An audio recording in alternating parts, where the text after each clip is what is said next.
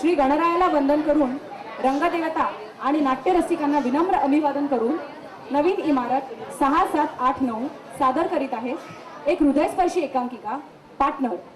लेखक संदेश कुलकर्णी, दिग्दर्शक प्रकाश हरियान, संगीत अमेय जोशी, नेपथ्य अविनाश फडके आणि संजय लेले, निर्मिती प्रमुख सौ अमृता फडके आणि सौ स्नेहा लेले, कलाकार प्रियंका कोमल दीक्षित, माधवी अंकिता फडके आणि वृषाली सौ प्रिया शहा.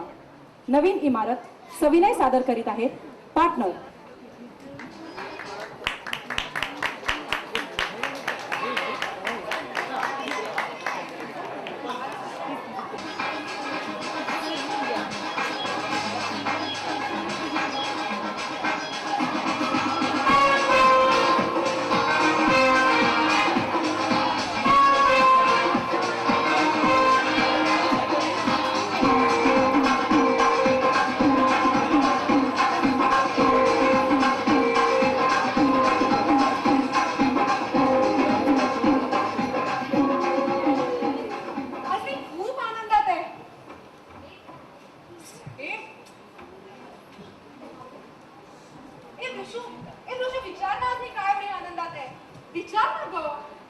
माहितीये मला, आज तुला संजू भेटला होता ना, आणि त्याने तुला हातात गुलाबाचं फूल आणि प्रेमपत्र दिलं असेल आणि अगदी विवळून म्हणाला असेल, प्रियंका आय लव्ह यू. हेच ना? शी, हा अनरोमॅन्टिक. हे पहा, सकाळचे 11:30 वाजले तरी आमचा कुंभकर्ण अजून झोपलेला. ए उठ ना, मला तुला एक इंटरेस्टिंग गोष्ट सांगायची आहे. काय आहे? मला ना संजू भेटला होता. शी, माझं कोणी ऐकतच नाही याची म्या. ए, कोण जिंकलं? इस मोहब्बत की जंग में न जीत होती है न हार, सिर्फ प्यार प्यार प्यार. ओ मिस प्यारी बुलबुल, मी तुमच्या गुलगुली गप्पांच्या विषयी नाही विचारते. आज आपल्या मुलांची त्या टीवायच्या मुलांबरोबर कबड्डीची मॅच होती, त्याचं काय झालंय? कबड्डीची मॅच? ए, तू चुकूनच या गर्ल्स हॉस्टेल मध्ये आलीस. रेक्टरला सांगून मी आता तुला जेंट्स हॉस्टेल मध्ये पाठवते, मग तू खेळ त्या सगळ्या पोरांबरोबर कबड्डी. येस, कुस्ती म्हणतात त्याला. हे ते जाऊ दे, पण तुला माहितीये, माझ्या मॉम डॅडची पण ना जाम इच्छा होती की मुलगा बाबा म्हणून 2 मुली झाल्यावरही त्यांनी 3रा चान्स घेतला. आणि मग काय, मग 3ऱ्या वेळी ही मुलगीच आणि 4थ्या वेळी काय दिवाळी आहे. मग 2-3 मुली झाल्यावरच त्यांनी समाधान मागलं आणि मग त्यांच्या न झालेल्या मुलाची कसर मी भरून काढतेय. हो, निघा, दात घासा आधी जाऊ. ते काय आहे? अगं उठ ना. हे चाल यार, उठ. Good morning Vashu. Good morning. Good afternoon. वाजवले 12 हिनी. काय आज गडबडीत? अगं हो, मगाशी मला देखील झुरळासारखं झटकून दिलं तिने. अगं नाही ग, आईला पत्र लिहित होते. 3 आठवडे झाले लिहिलंच नव्हतं मी. तिची 3-3 पत्र येऊन पडले. खूप काळजी करत असेल ग ती. कुठे बाहेर निघालेस तू? अगं हो, इंटरव्ह्यूला जाते मी. ती 3rd इयरची मिनल आहे ना, तिच्या ओळखीने एक पार्ट टाइम जॉब मिळतो. संध्याकाळी 4 ते 8, पण 800 रुपये मिळणार आहेत ग. आणि आईनेही पत्रात लिहिलं होतं की यावेळेस पैसे पाठवणं कठीण आहे म्हणून. बघूया. अगं पण ती मिनल आहे ना, जरा अशीच आहे. मी तिच्याबद्दल बरंच वाईट साईड ऐकलंय. सांभाळूनच. अगं पण ती आपल्याला मदतच करते ना, मग तिच्या पर्सनल गोष्टी का ढवळाढवळ करायची आपण? अगं पण वृक्ष नोकरी वगैरे कशाला हवं? आपण तिघी पार्टनर्स आहोत ना, मग आम्हाला जे घरून पैसे मिळतात ते आपण तिघी शेअर करूया ना. अगं पण नोकरी काही नवीन आहे का मला? 11वी-12वी असतानाही करतच होते की. स्वाभिमान. मला ना ही स्वाभिमानी माणसं फार आवडतात. ए, संजूला पण स्वाभिमानी माणसं आवडतात. ए तू गप्प बसा, सकाळपासून ते संजू पुराण लावलंय. अगं हो प्रिया, तू काल संजूला भेटायला गेलीस ना, तेव्हा तुझे काका येऊन गेले. काय म्हणत होते? म्हणजे विशेष काही नाही, सहजच आले होते. तुला उद्या घरी बोलवलंय त्यांनी. अगं पण प्रिया, तुझे सख्खे काका या शहरात राहत असतानाही 1.5 वर्षात तू एकदाही कशी गेली नाहीस का त्यांच्याकडे? प्रिया, आपण वेगळ्या विषयावर बोलूया का? अगं प्लीज. नको. बरं मी निघते, मला उशीर होईल. किती वाजेपर्यंत येशील? 4-5 वाजेपर्यंत येईन बहुतेक. अर्थात आता किती लोक आहेत इंटरव्ह्यूला त्याच्यावर अवलंबून आहे ना. चल, all the best. Thanks. Bye Priya. Priya, हा बाय. हो, बाय.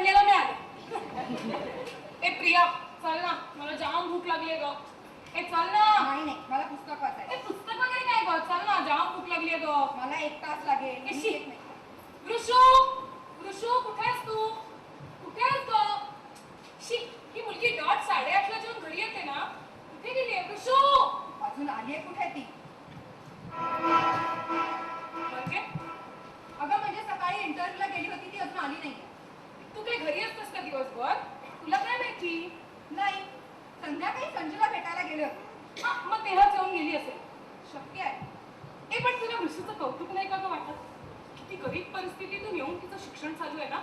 हो, दरवेळी स्कॉलरशिप, वेळ पडली तर नोकरी देखील. खरंच तिची गादी बघ आणि आपली बघ, किती व्यवस्थित आहे ना ती. परिस्थितीच माणसाला शिकवते. हो खरंय, पण ती परिस्थिती पुढे लढणारी आहे, हरणारी नाही.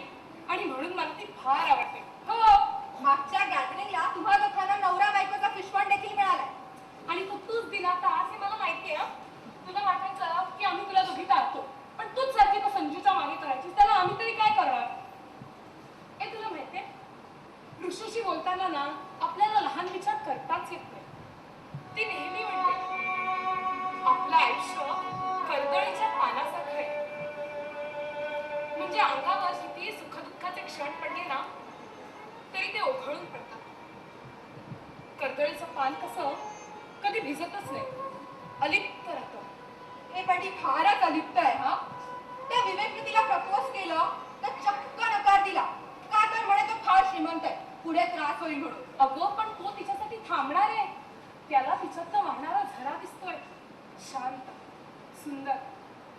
ए, मी अगदी वृषासारखं बोलतेय ना? अगदी तसंच. ए, पण ती अजून कशी आली नाही गं? 4 वाजता येणार होती, 9 वाजत आले. काय करायचं गं? मला खूप टेन्शन होतंय.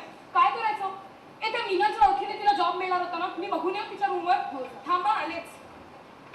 लवकर या. आणि ही अजून ऋषू आली कशी नाहीये?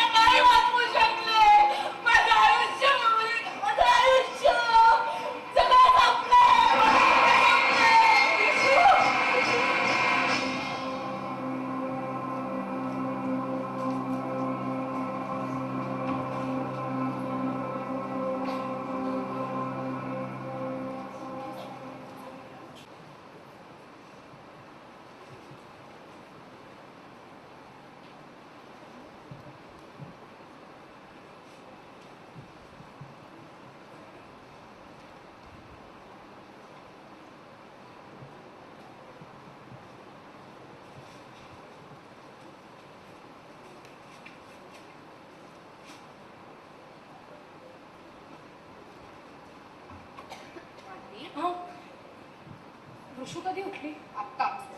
तू काय रात्रीपासून झोपलेली नाहीयेस. जा जाऊन झोप आधी. अगं झोपच नाही येते ग. बरं किती वाजले? 4. म्हणजे ऋषू सलग 18 तास झोपली. गुंगीचं औषध दिलं होतं ना. तू झोपली नाहीयेस, जेवलीयस तरी का? ऋषू कुठे जेवते? मला वाटलंच होतं, म्हणूनच मी येताना फळं घेऊन आले. खाऊन घेते आधी. ते जाऊ दे का प्रिया. मगाशी तू संजूला भेटायला गेली होतीस ना, तेव्हा तुझे काका येऊन गेले. जेवायला का आली नाहीस विचारत होते. काकू गावाला गेली असेल ना. म्हणजे म्हणजे घरात एकटे असतील. प्रिया काहीतरी काय बोलतेस ग? सख्खे काका आहेत तुझे. काका? काका कसला? सगळा माणूस देखील नाही येतो. जनावर आहे, जनावर.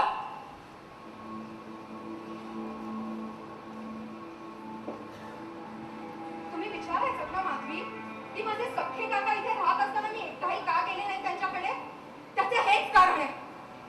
कमल्याचटीला येतो. लहानपणी कळायचं नाही, पण जसजशी मोठी होत गेले तसतसा त्याचा नालायकपणा कळायला लागला. सुट्टीचं काय गावाला गेले की हे आले आम्हाला सांभाळायला घरी.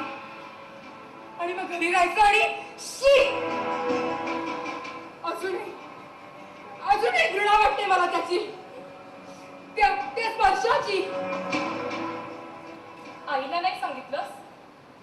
सांगितलं, पण ती तरी काय करणार बिचारी. बाबाने सांगू नकोस असं म्हणाली. उगाच नसता घरात तमाशा नको म्हणून. काकू तिला माहित नव्हतंय. काकू काकांना पुरती ओळखून होती. पण ती तरी काय करणार बिचारी.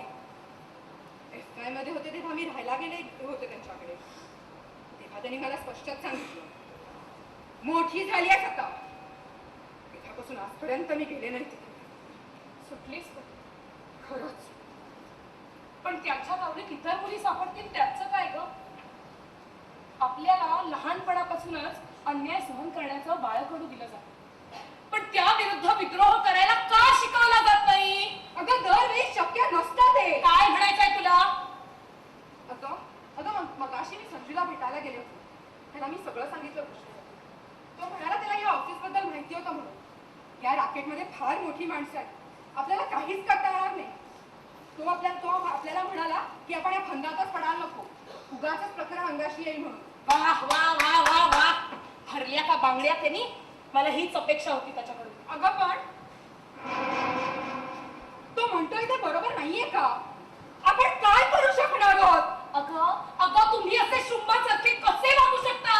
आपल्या मैत्रिणीवर, आपल्या जीवाभावाच्या दृष्टीवर त्यांनी बघा. हाय, ए चला कॉफी प्यायला जाऊया आपण. का जेवायलाच जाऊया? काय मस्त पाऊस पडला माहितीये बाहेर. ए चला ना जाऊ. तुम्ही असं भूतभीत बघितल्यासारखे काय बघताय माझ्याकडे दोघी? चला ना जाऊया आपण. ऋषू बस. ऋषू बस. एक्साइट होऊ नकोस, बस. पण मला काय झालं, I am perfectly all right. Priya पाणी दे तिला. हो. काय लाड चालले आज माझे. अगं पण माझी तब्येत बरी आहे खरंच. तब्येत ठीक नाहीच आहे तुझी. ऋषू तू कालपासून जेवली नाहीयेस, ती फळं खाऊन घे. हे फळं बिळं नकोय मला. मला खरंच आजारी असल्यासारखं वाटतंय उगीच. ऋषू ऋषू चल पण तू पिया औषध तिला. काय जबरदस्ती आहे ही? ओके बाबा डॉक्टर, माझी नाहीये तब्येत बरी. नाही पण डॉक्टर माझे पाय खूप दुखत आहेत, प्लीज दाबून द्या ना.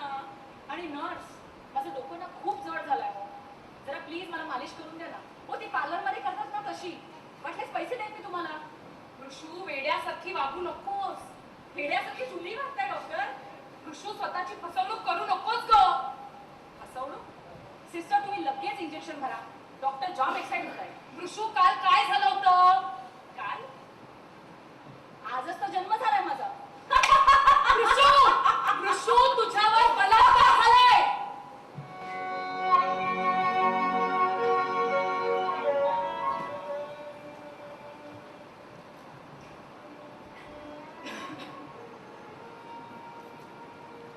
सकाळी नेहमीसारखे उठले आणि देवाची प्रार्थना करायला लागले.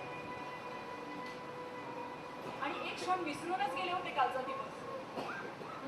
आणि मग वाटलं नवा दिवस, नवी सुरुवात, नवं आयुष्य. आणि काल कधी नव्हताच मुली. ऋषू ऋषू अशी स्वतःला फसवून किती दिवस जगणार आहेस तू? तू एकटी नाहीयेस. तू एकटी नाहीयेस. आम्ही आहोत तुझ्या बरोबर. मला माहितीये का, मगाशी मी तुझं आणि प्रियाचं बोलणं ऐकलं.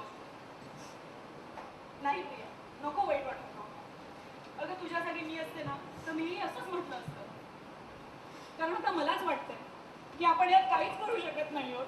ऋषू असं नको म्हणू ग, आपण खूप काही करू शकतो. आपण रेक्टरकडे जाऊया, पोलिसात तक्रार करूया. मी डॅडला बोलवून घेते, त्यांच्या खूप ओळखी आहेत. अगं आपण केस करू त्या माणसांवर. म्हणजे पेपरमध्ये छापून येईल, बदनामी हिचीच होईल. काय उठाट जग आहे बघा. न्याय मागताना आपल्यावर अन्याय होतोय हे सांगताना बदनामीचा प्रश्न येतोच कुठे? पण मी म्हणते ते बरोबर नाहीये का? आपल्या समाजात मुलीचीच जास्ती बदनामी होते. उद्या हिच्याबरोबर कोण लग्न करणार आहे? लग्न, मुलं बाळ या व्यतिरिक्त काही जग आहे की नाही? एक सांगते प्रिया, ऋषू बरोबर घडलेल्या प्रसंगासकट जो तिला स्वीकारेल ना तो खरा पुरुष. आणि आपल्या समाजात असा पुरुष शिल्लकच नसेल ना तर एखाद्या षंढा बरोबर संसार करण्यापेक्षा ती आयुष्यभर एकटी राहिलेली परवडेल. बोलायला बऱ्याच सगळ्या या गोष्टी. उद्या तुझ्या बरोबर हा प्रसंग घडला तर तू बोलशील का असं?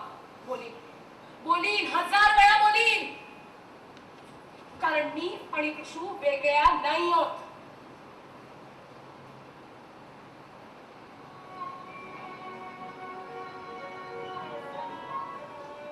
मला होत आहेत त्या सगळ्या वेदना. तुलाही झाल्या असत्या जर तू तुझ्या मनाला चाचपडून पाहिलं असतंस तर.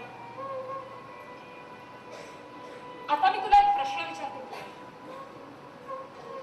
जर तुझ्या बाबतीत असा प्रसंग घडला असता तर संजूने तुझा स्वीकार केला असता?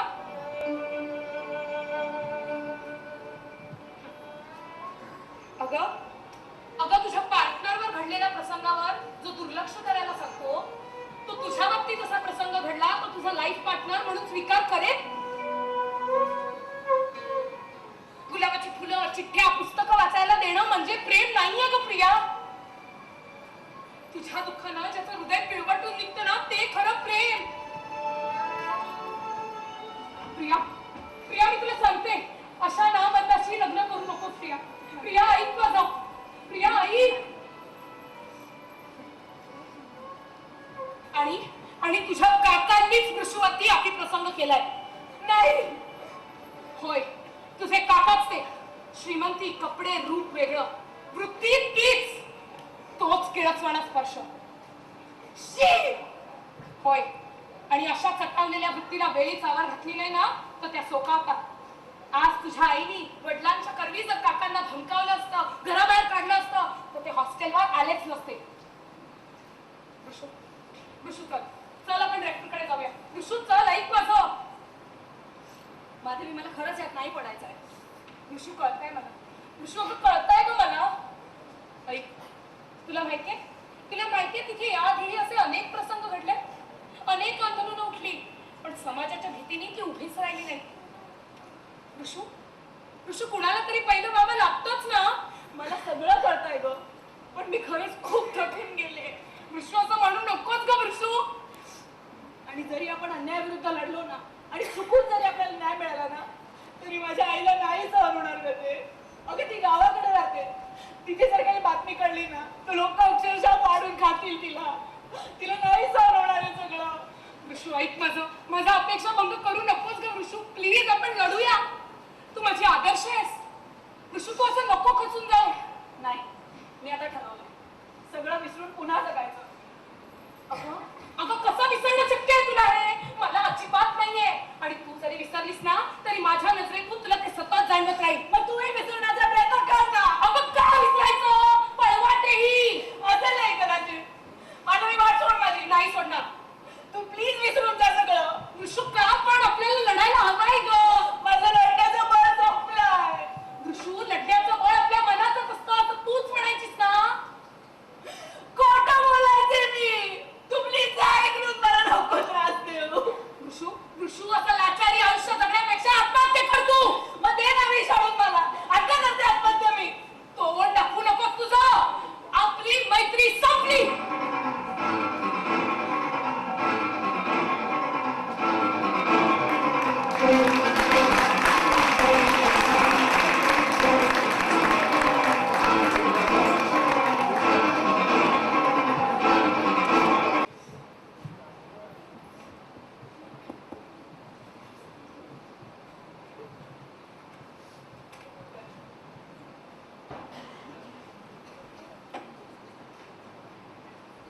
डिअर पार्टनर ऋषू, निघालीस ना रूम सोडून?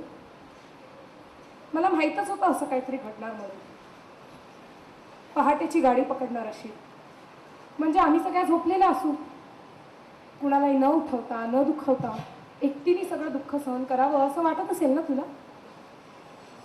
पण एकदा का हे बंध निर्माण झाले ना ऋषू की ते नाही तोडता येत. तुझं दुःख तुला एकटीलाच नव्हतं, त्यात माझीही पार्टनरशिप होती. तू ती नाकारायची ठरवली आहेस.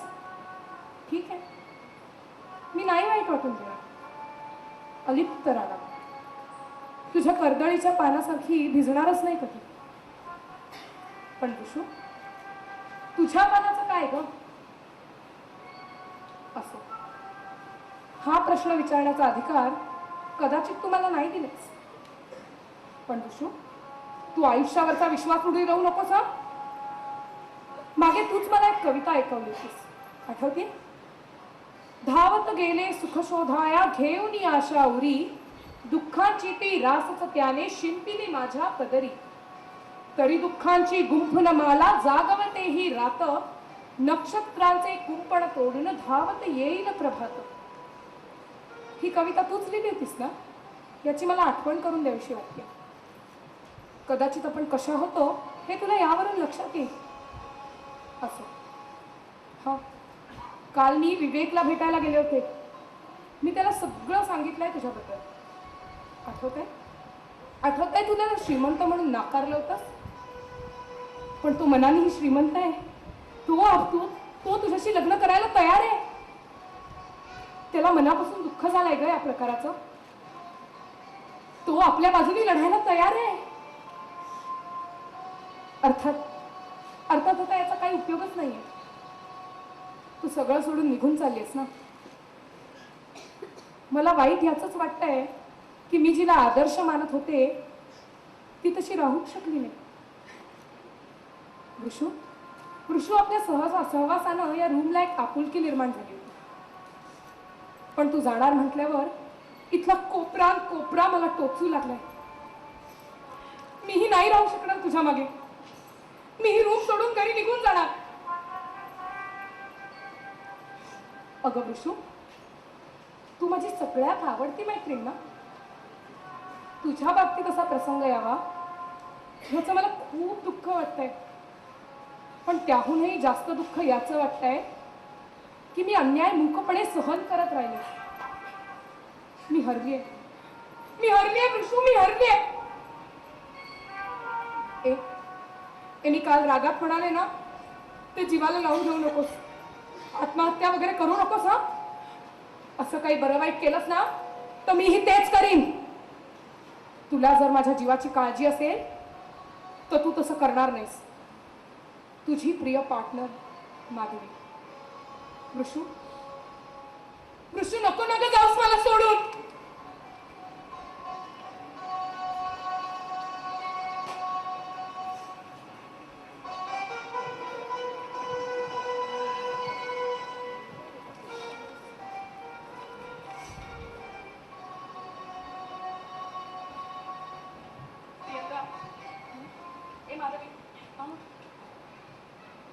मी ठरवते. काय?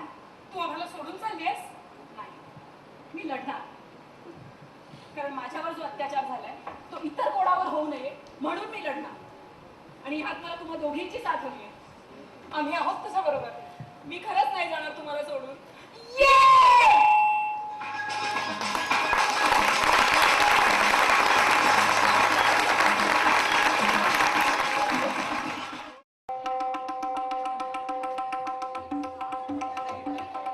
रंगदेवता आणि नाट्य रसिकांना विनम्र अभिवादन करून वारकानी राधा दुसऱ्याने तिसरा मजला, तिसऱ्याने चौथा मजला सहर्ष सविनय सादर करीत आहोत. एकांकिका ब्रेकिंग न्यूज.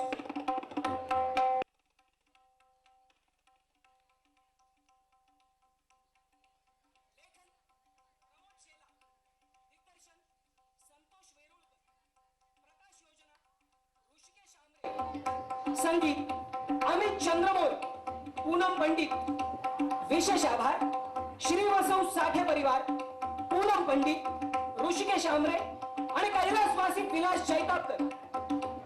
द्वारका आणि राधा तिसरा आणि चौथा मजला सहर्ष सविनय सादर करीत आहोत. एकांकिका ब्रेकिंग न्यूज.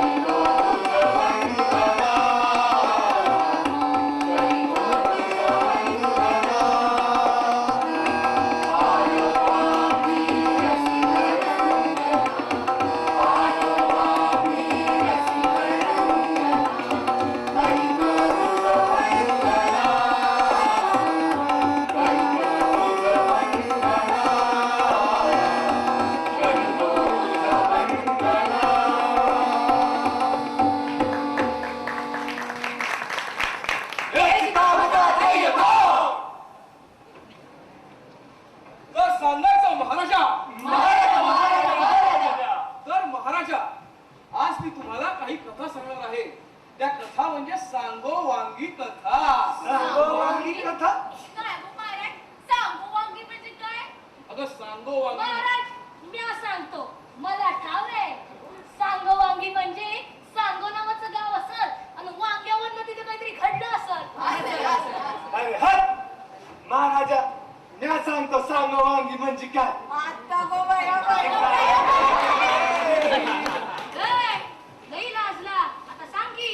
सांगो वांगी म्हणजे सांस्कृतिक गोची आणि वाङ्मयीन गिळमट.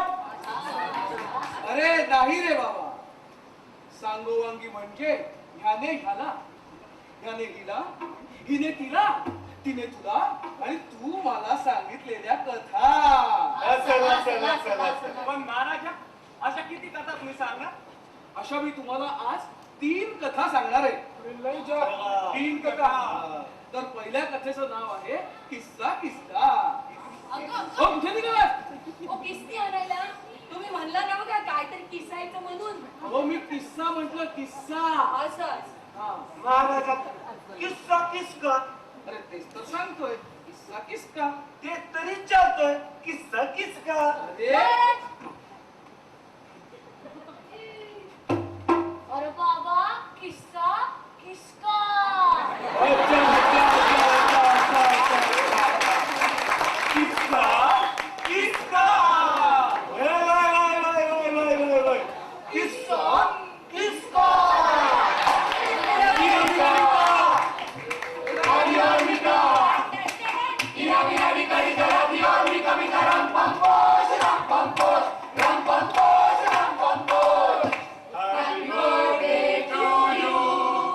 Happy birthday to you. Happy birthday, dear Mika. Happy birthday to you. Something, something, Mary Charles. Something, something, Mary Charles. Something, something, Mary Charles. Something, something, Mary Charles. Something, something, Mary Charles. Something, Sir, something. then I want to ask you something. Ask us. पूछो. Sir, तर तुम्ही हा किस कसा केलात? दाखवू काय? Sir, कसा केला माहिती नाही. बस झाला. You know. Something, something, Mary Charles. Something, something. Something. Something about your experience, man. मुझ में मिर्ची है, मुझ में तड़का है. आजची ब्रेकिंग न्यूज. राखी सावंत म्हणतायत त्यांच्यात मिरची आहे, त्यांच्यात तडका आहे. तर बघा ही भाजी कशी केली. ए, आय मीन हा किस कसा केला. हाँ, मी एक येस मॅम. हो shut up. मी एक सुसंस्कृत घरातली मुलगी आहे. Can you believe it. Rakhi Sawant म्हणतात त्या एक सुसंस्कृत घरातला आहे. मी एक सुसंस्कृत घरातली मुलगी आहे. मी मिकावर किस करेन. राखी सावंत म्हणतायत त्या मिकाचा किस घेऊन त्या रिवेंज घेणार आहेत. ओ shut up. मी मिकावर केस करेन. Oh no. राखी सावंतने आपलं स्टेटमेंट बदललंय. आता त्या म्हणतायत त्या मिका सिंग वर केस करणार आहे. सर, आता तशी न्यूज आली आहे की राखी सावंत तुमच्यावर केस करणार आहे. क्या वो मुझ पे मिका सिंग पे केस करेगी. मी त्याला सोडणार नाही. राखी सावंत म्हणतात की त्या त्याला सोडणार नाहीये. सर, राखी सावंत म्हणतात की त्या तुम्हाला सोडणार नाहीये. ओए, मैं भी क्या उसे छोड़ना चाहता हूँ. मैं भी उसे नहीं छोड़ूंगा. तर तुम्ही पाहिलं की मिकाने राखीला कसं किस केलं. तर तुम्ही पाहिलं की राखीने मिकाला कसा विरोध केला. तर बघत राहा किस्सा किसका. तर बघत राहा किस किसका. मी MTV वरून वीणा मुरमुरे. मी KTV वरून किरण कुरकुरे.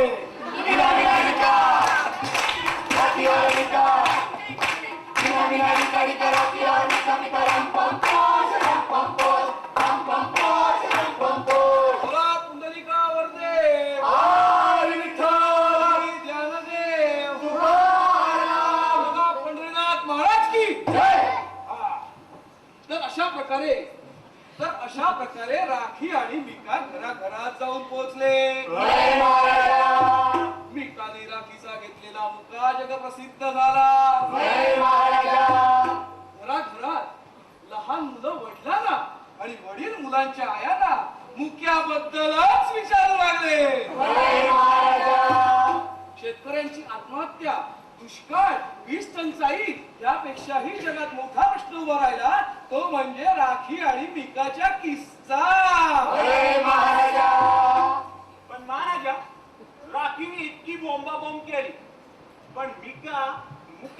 असताना त्याचा विरोध का नाही केला? हे म्हणजे असं झालं मी नाही त्यातली अंकडीला वाटली पण नाराज गताला इच्छा होती. महाराज ते लैंगिक शिक्षण म्हणतात तीच का याची फेरी का नाही गावात चालत खरी चाललं गाव ती शिडी मारते कशाला ग सारखी लाईन नुसती बडबड बडबड करतोय गप्पा बसके महाराज आता कंच किस गाणं काय वो कंची कथा ऐकवणार. आता मी तुम्हाला शाळेत घेऊन जाणार आहे. शाळेत कशा पाहिजे पाटी पेन्सिल घेऊन काय अभ्यास करायचा की काय या वयात नाही हो, हं. शाळेत घेऊन जाणार आहे ती एक जगावेगळी प्रेम कहाणी ऐकवायला. आला अंगाशी होऊन जाऊ दे महाराज.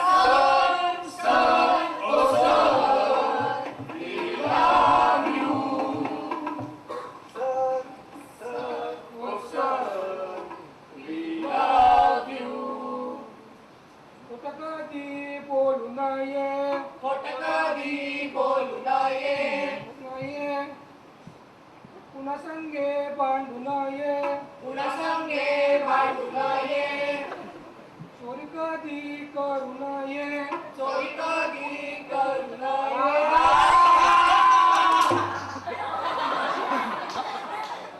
खरं कधी बोलू नये. गप्पा बसा आणि फळ्यावर लिहिलेलं लिहून घ्या. Julie sir Julie Julie sir Julie Julie Julie sir sir I love you sir I love you too Julie. पण जुली तू तर माझ्याहून 20 वर्षांनी लहान आहेस जुली. सर सर पण आपलं प्रेम तर 20 वर्षांनी मोठं आहे ना सर हे सटवे माझ्या नवऱ्यावर प्रेम करतेस चल धावते तुला आणि काय हो हा?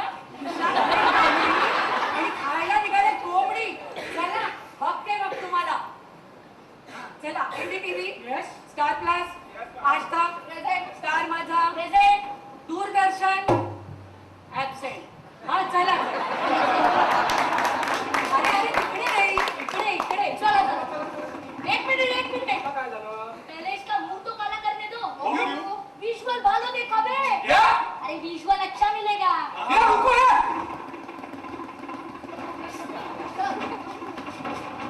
तर आता आपण आलो आहोत प्रत्यक्ष प्राध्यापक बटुकनाथ यांच्या घरी आपण इथे भेटणार आहोत प्राध्यापक बटुकनाथ यांच्या पत्नी आणि प्रेमाचा नवीन अध्याय लिहिणाऱ्या मिस जुली यांना.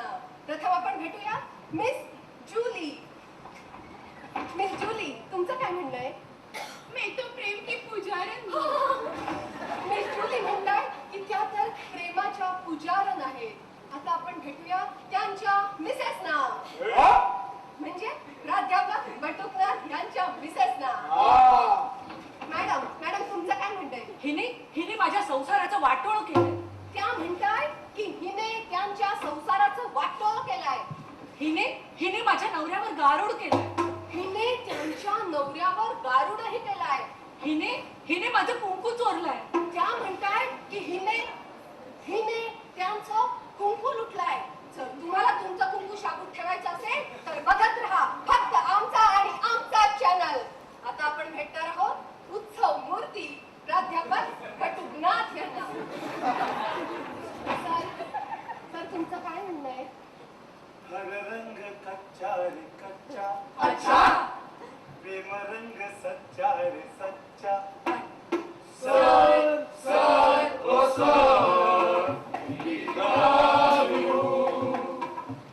बोला पुंडलिका वरदे. श्री ज्ञानदेव तुकाराम. बोला पंढरीनाथ महाराज की जय. तर अशा प्रकारे बटुकनाथ आणि जुली ही रांझा रोमिओ जुलिएट शिरीन फरांच्या पंक्तीत जाऊन बसले. शाळा कॉलेजातील मुलींसमोर जुलीचा तर शिक्षकांसमोर बटुकनाथचा आदर्श उभा राहिला. ठिकठिकाणच्या उपवर मुली कॉलेजमध्ये ऍडमिशन घेऊ लागल्या आणि ठिकठिकाणची विवाह मंडप बंद पडू लागली. देशात तोंड काळं करण्यासाठी कोळशाची मागणी प्रचंड वाढली आणि देशात कोळसा टंचाई निर्माण झाली.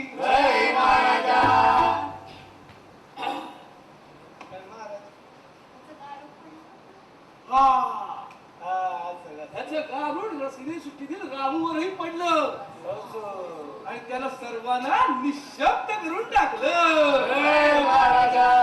पण महाराज पुढे त्या बटुकच्या बायकोचं काय झालं व? भरल्या ताटासारखा संसार सुरू होता दोघांचा. मुडदा बशिवला त्या जुलीचा. मेलीने त्या दोघांना संसारात उठूनच टाकलं. या जुलीची काय चूक?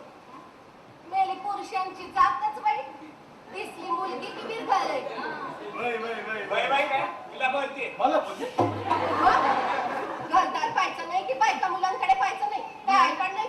बहिणा जरा वयाचा तरी विचार करायचा. त्यात तर म्हणते ना मी, आपल्या पोरीच्या वयाच्या मुलीच्या प्रेमात या पुरुष पडतातच कसे. परी मोठ्या धुतल्या तांदळावानी असतात ना. त्या चिंगलीनीच लिंबू फिरवलं असं. मिची मिची मिची मिची करून डोळे त्याच्याकडे बघितलं असं. असं तिने पाहिलं आणि ओ फसला. कुकूला बालच होत ना ते. काय ग तुला त्या जुलीचा लय पुळी काय येतोय? मग यायलाच पाहिजे. मला ठाव नाही वाटतं तुमचं बी आजकाल काय चाललंय. काय ठाव आहे? काय ठाव आहे? शेतात जाऊन काय काय करता माहित नाही वाटतं शेतात मला. काय करतो मी? काय करतो? तू चार चौघांचा मग माझी वाबारी काढू नको. सांग कुठं? घरला जाऊ तुला सांगतो. म्या ठरवलं हाय मोठा होऊन प्रोफेसरच होणार. मुडदा बशिवला तुझा. बस इथे होते प्रोफेसर. हे आहे मारते कशाला? गप्पच जरा बडबड करतोय हा. तर महाराजा तिसरं लफडं कुठलं आहे? हा तर तिसरं लफडं आहे हे. हा तर तिसऱ्या कथेचं नाव आहे घसरगुंडी. घसरगुंडी?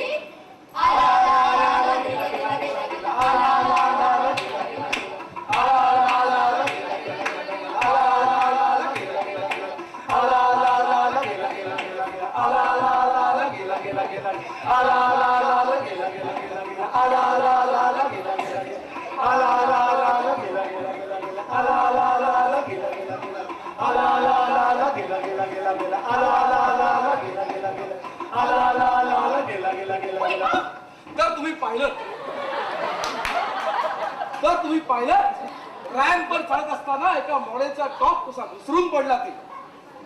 हे दृश्य तुम्ही पुन्हा पुन्हा परत परत बघू शकता फक्त आमच्या आणि आमच्याच चॅनेलवर. रिवाइंड.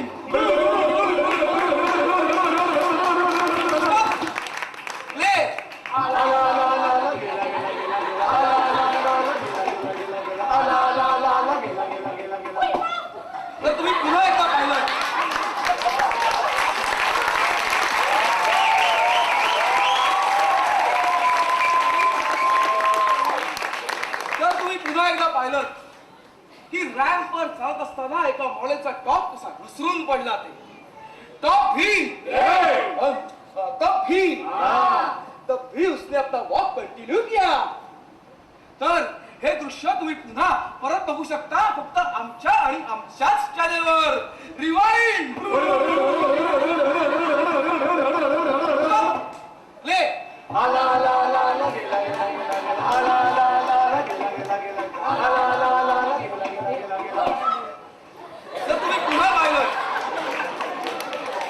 तुम्ही पुन्हा एकदा पाहिलं की रॅम्पवर चालत असताना एका मॉडेलचा टॉप कसा घसरून पडला ते.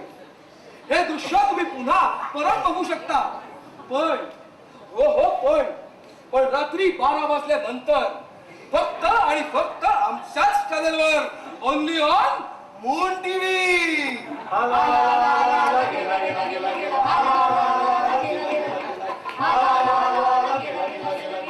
पुंडलिका वरदे ज्ञानदेव पंढरीनाथ महाराज की. तर अशा प्रकारे रॅम्पवर चालणाऱ्या मॉडेलचा टॉप घसरला आणि एक टीव्हीला लागलेली घसरण कमी झाली. Xn, HBO, star movies, GMGM, हो इतकंच काय सूर्या टीव्ही, जेमिनी टीव्हीचे प्रेक्षक सुद्धा मोठ्या प्रमाणावर FTV कडे वळले. फॅशन शो मध्ये चालताना तो अडकण्यापेक्षा तो सहजपणे कसा घसरून पडेल ह्याच ट्रेनिंग फॅशन इन्स्टिट्यूट देऊ लागल्या.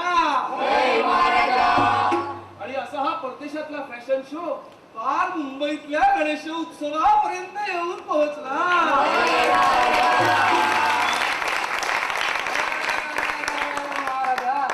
त्याच्यानंतर काय जाऊन राहिलं तुम्ही?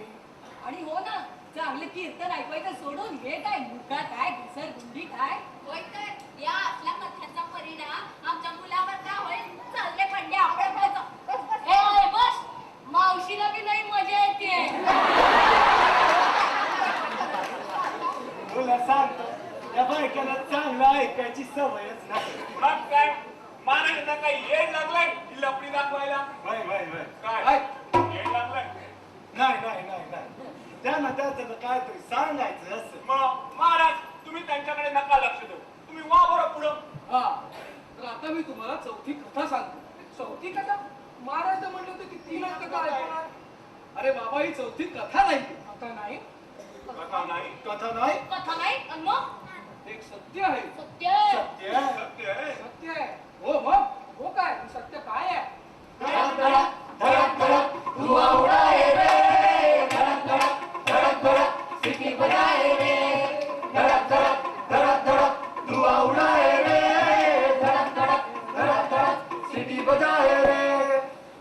तुझे देखा तो ये जाना सनम प्यार होता है दीवाना सनम. तिकीट दिखाओ. ये जेंट्स का रिप्लाई टिकट कैसा? अरे अरे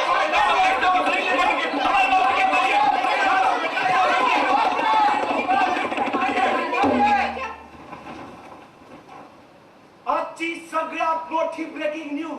आत्ताच काही वेळापूर्वी 6:10च्या बोरिवली लोकलमध्ये बॉम्बस्फोट झाला. ही लोकल बरोबर 6:10 चर्चगेट स्टेशनहून बोरिवलीकडे निघाली. बरोबर 6:24 ती दादर रेल्वे स्टेशन मध्ये शिरली. हो म्हणजे अर्ध्या मिनिटांनी म्हणजे 6:25 तिने दादर रेल्वे स्टेशन सोडलं. आणि ठीक एक मिनिटानंतर म्हणजे 6:24 माटुंगा स्टेशन जवळ फर्स्ट क्लासच्या डब्यात बॉम्ब स्फोट झाला. गेल्या 2 वर्षातील ही तिसरी दुर्दैवी घटना. राज्य सरकारतर्फे इथे कुठलीही मदत पोहोचलेली नाही किंवा रेल्वे अधिकारी आलेले नाही आणि पोलिसांचा तर पत्ताच नाहीये. जर कोणी आलं असेल तर ते फक्त आणि फक्त आमचं चॅनल. बॉम्बस्फोटाची लाईव्ह पिक्चर तुम्ही थेट घटनास्थळावरून बघत आहात. आणि याच संधीचा योग साधून आम्ही एक SMS कॉन्टेस्ट सुद्धा जाहीर करत आहोत. त्या कॉन्टेस्टचं नाव आहे कौन थे वो परिंदे. तुम्ही तुमचे SMS 0000 आणि 00 या नंबरवर पाठवू शकता. SMS कॉन्टेस्ट विजेत्याला मिळणार आहे मुंबई मेरी जानची 2 तिकीटं. बॉम्ब स्फोट होऊन जवळजवळ 21 मिनिटं उलटून गेली आहे तरी त्या कोणाचाही पत्ता नाहीये. तुम्ही ठीक माझ्या पाठी बघू शकता. या बॉम्ब स्फोटात कसे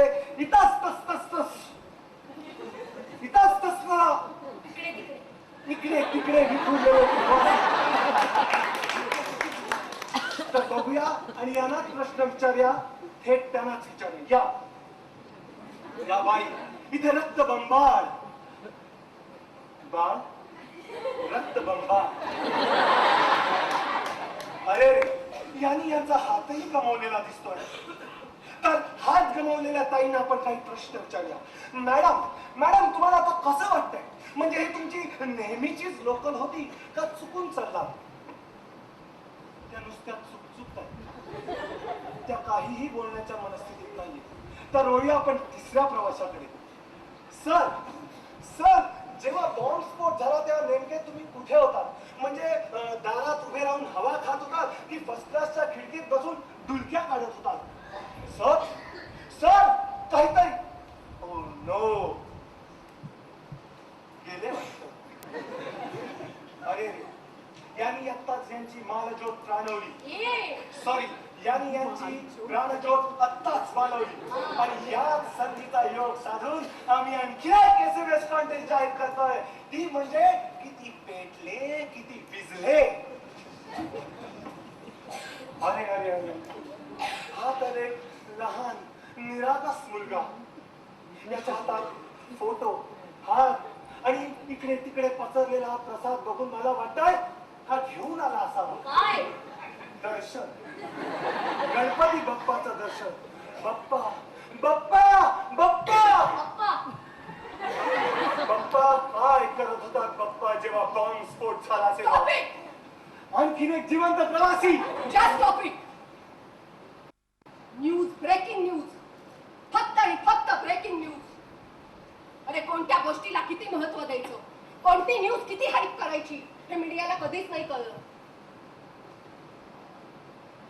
राखी आणि मिकाच्या केसमध्ये मिकाच्या असभ्य वागणुकीवर ताशेरे ओढण्याऐवजी त्याच्या किसलाच हिरो बनवण्यात आलं.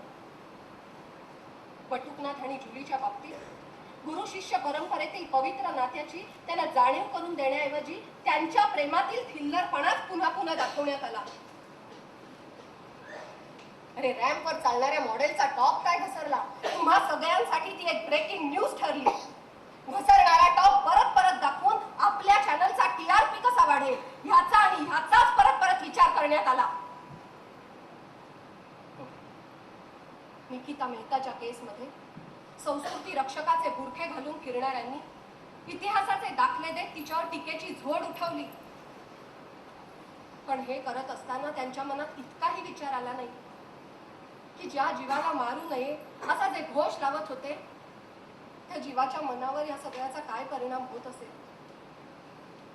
आरुषीच्या हत्येबाबत तो खून तिच्या वडिलांनी केला का नोकरांनी केला ह्याच्यापेक्षा जास्त वेळा मीडियानीच तिचा खून 1000 वेळा केला. आणि आज बॉम्बस्फोटात किती मेले किती वाचले याचं विद्रूप चित्रण करण्याऐवजी तो कॅमेरा बाजूला ठेवून तुम्ही जर जखमींची मदत केली असतीत ना तर तीच आमच्यासाठी आज एक ब्रेकिंग न्यूज ठरली असती.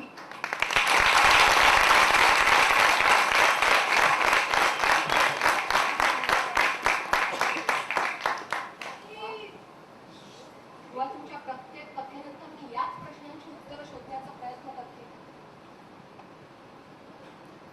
पण माझ्या सामान्य बुद्धिमत्तेला यातल्या एकाही प्रश्नाचं उत्तर मिळत नाहीये. तुमच्या बोथट झालेल्या मानसिकतेच्या कथा नाही ऐकायच्या आहेत मला. येते मी. का गं? त्याचीच तर मी वाट बघत होतो.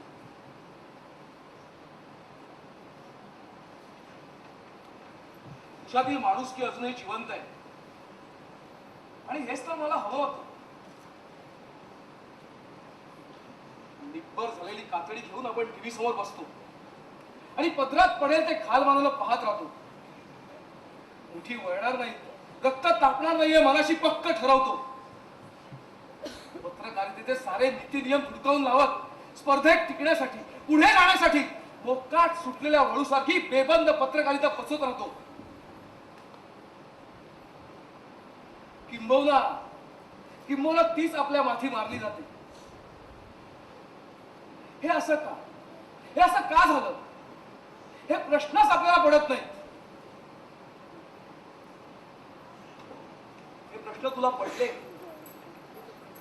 आणि जोपर्यंत आपल्यातल्या जाग्या असणाऱ्या माणुसकीला असे प्रश्न पडतायत ना तोपर्यंत मीडियाची ही बेबंद पत्रकारशाही थांबण्याची अजूनही आशा आहे.